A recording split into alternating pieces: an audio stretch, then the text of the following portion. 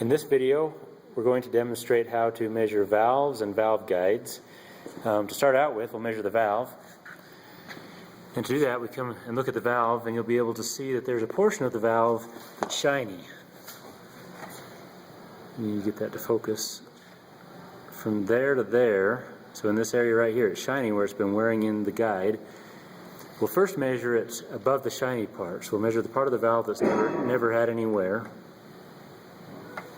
Do that with the micrometer. And once we take that measurement, we then compare it to two other places in the shiny area where it has been wearing, just to make sure that the valve stem isn't tapered at all. Looks like this valve stem is pretty consistent up and down.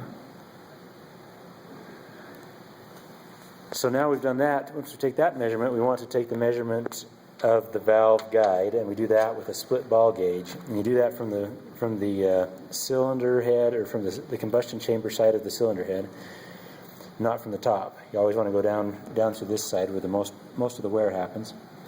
The split ball gauge basically slips down into that guide, and as you turn it and tighten it, it spreads that out and make sure that it can glide in and out with just a little bit of friction. You take it out, and then you use a micrometer to measure what the diameter of the guide is.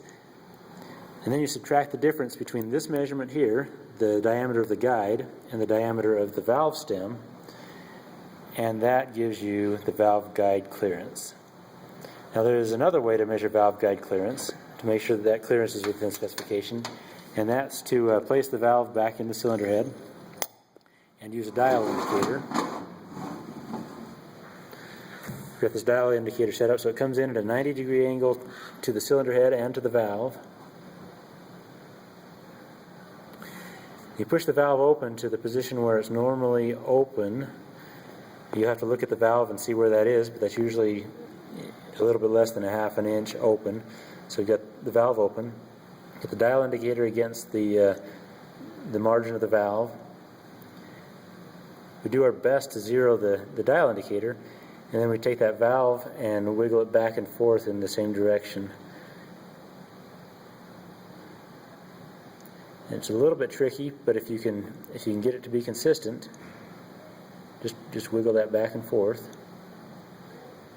You see how much play, and it looks like when we're being consistent, it's about 5/1000ths of an inch. That 5/1000ths of an inch translates into 2.5 thousandths of an inch of valve guide wear. So half of whatever you read on the dial indicator is the valve guide clearance.